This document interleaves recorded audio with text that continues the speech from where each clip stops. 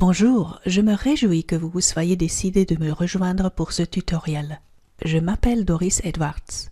Ce n'est pas que nous soyons complètement ignorants par rapport au jargon Internet tel nom de domaine, hébergement de site web, compte de messagerie POP, mais parfois il est utile de bien saisir la véritable signification de ce vocabulaire. Dans ce tutoriel, je tiens à vous expliquer l'essentiel que vous devez maîtriser quant au nom de domaine. Un nom de domaine, c'est une adresse facile à retenir pour les ordinateurs et les réseaux qui sont connectés à Internet. Ces adresses sont organisées de manière hiérarchique. Tout commence par un point. Ensuite viennent ce que l'on appelle les domaines de premier niveau, en anglais les top-level domains. En tant qu'internaute, vous les connaissez sans doute. Les domaines de premier niveau se divisent en deux catégories. La catégorie générique telle comme net, org, et la catégorie code de pays, basée sur les abréviations pays à 2 caractères. La distribution et la gestion de ces adresses est gérée par ICANN, une organisation américaine domiciliée en Californie. En voici en gros le cahier des charges. Chaque pays dispose de son propre secrétariat de gestion des noms de domaine de premier niveau. En Suisse, il s'agit de Switch, basé à Zurich.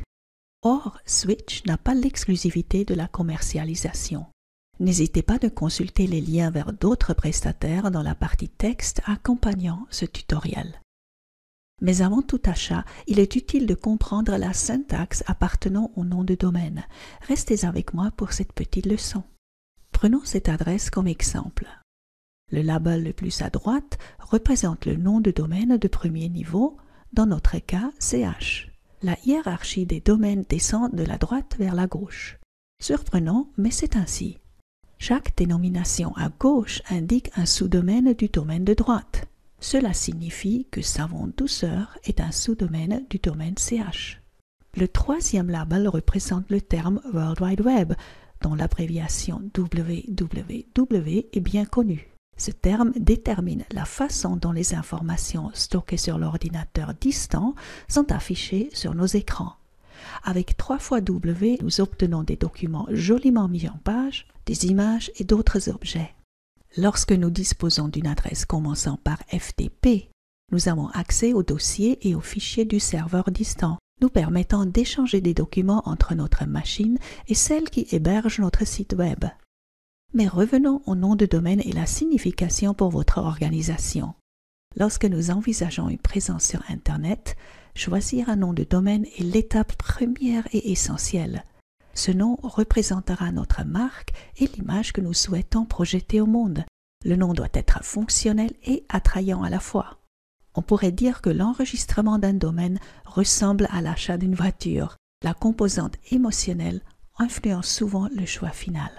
Si vous avez envie d'en apprendre davantage sur la façon de choisir votre nom de domaine, je vous conseille vivement de vous orienter vers la partie texte de cet article.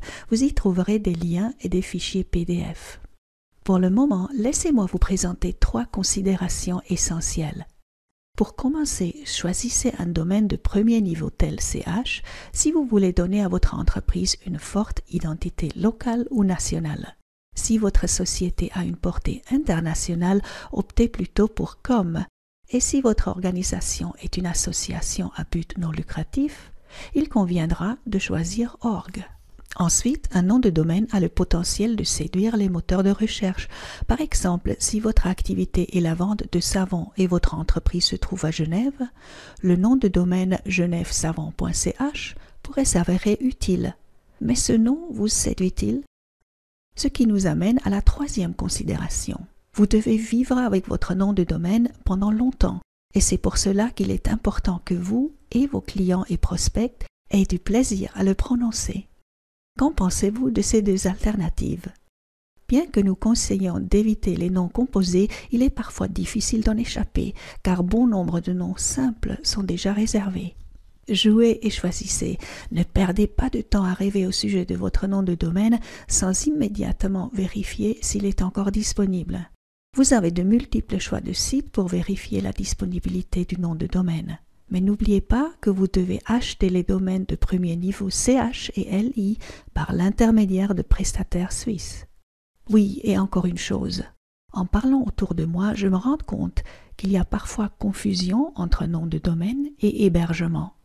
Je vous parlerai davantage de l'hébergement dans le deuxième tutoriel de cette série. Pour l'instant, il suffit de savoir que l'enregistrement d'un nom de domaine et l'achat d'un pack d'hébergement sont deux composants distincts. Bien que souvent proposés ensemble, en réalité vous pouvez acheter l'un ou l'autre à des endroits et à des moments différents. Par souci de commodité, nous avons tendance à acheter le nom de domaine et le pack d'hébergement auprès du même fournisseur. C'est souvent le meilleur choix, mais sachez que ce n'est pas imposé. Dans mon prochain clip intitulé « Acheter un nom de domaine et un pack d'hébergement web » ou « Comment et combien », je vais vous donner une idée des tarifs pratiqués ici en Suisse ainsi qu'une comparaison avec l'étranger. J'espère que vous serez de nouveau de la partie. Jusqu'à là, prenez soin de vous.